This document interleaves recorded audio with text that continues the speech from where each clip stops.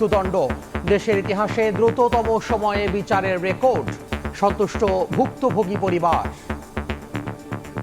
উভয় আসামিকে মৃত্যুদণ্ডে দণ্ডিত করেছেন। 100% খুশি এবং এই বাস্তবায়ন হলে মনের প্রত্যাশা, আমার আকাঙ্ক্ষা সেটা মিটবে। ধর্ষণ মামলা দ্রুত নিষ্পত্তিতে রোববার থেকে হাইকোর্টে বসবে বিশেষ বেঞ্চ। 3 মাসের মধ্যে রায় কার্যকরের আশা আইনমন্ত্রীর।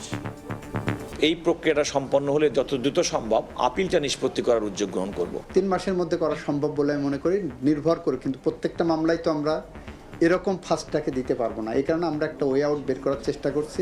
বিচারিক ইতিহাসে এবং পুলিশের গ্রেপ্তার এবং তদন্তের কার্যক্রমের ইতিহাসে এটা একটা মাইল ফলক।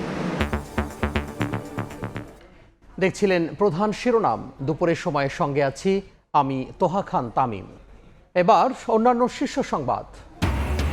ফ্যাসিবাদী শাসনে শুধু রাজনৈতিক অধিকার নয়, ধ্বংস হয়েছে শিক্ষা ব্যবস্থাও, বললেন প্রধানমন্ত্রী।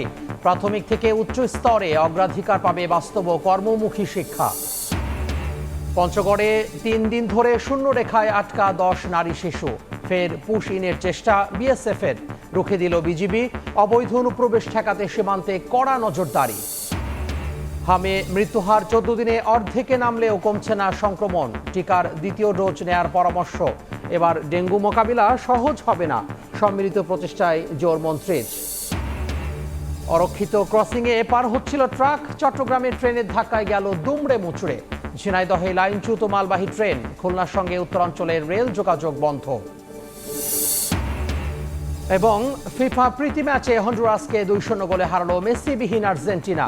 পানামার পর মিশরকে 2-1 গোলে হতাশ করে বিশ্বকাপের প্রস্তুতি ব্রাজিলের।